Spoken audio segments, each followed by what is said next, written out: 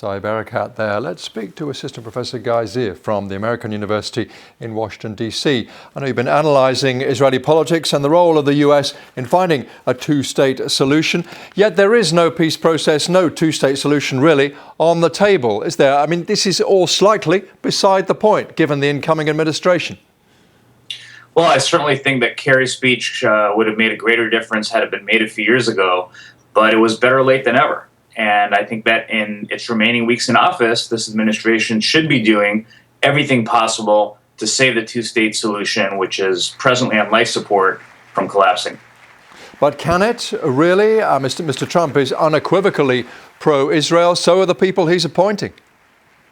Well, I think that depends on how you define pro-Israel, because I don't think that Trump's inflammatory tweets are going to bring peace and stability to the Middle East or security to Israel, nor will controversial moves like moving the embassy in Israel to Jerusalem or supporting settlement expansion. None of that is going to help strengthen Israel or help resolve the Israeli-Palestinian conflict. So I certainly hope that Trump is going to work in a responsible manner with the Israeli and Palestinian leadership in order to pursue the two-state solution, because it's the only viable solution to this conflict.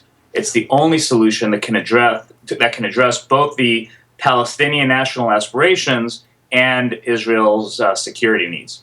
Why do you think Mr. Kerry said what he said now, apparently aligning the outgoing administration, at least much more with the Arab view of Israel? Is this partly because everybody now has a very close eye on Iran?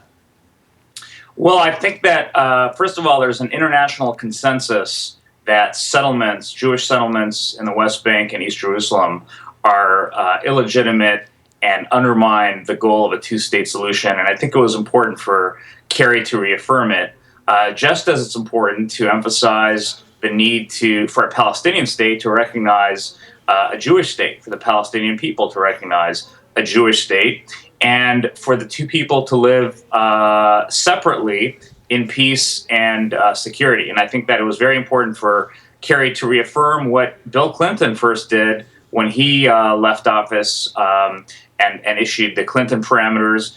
George Bush also had the roadmap for Middle East peace. And every president since Bill Clinton has endorsed this idea of a two-state solution. Professor, thank you very much for that. Thank you.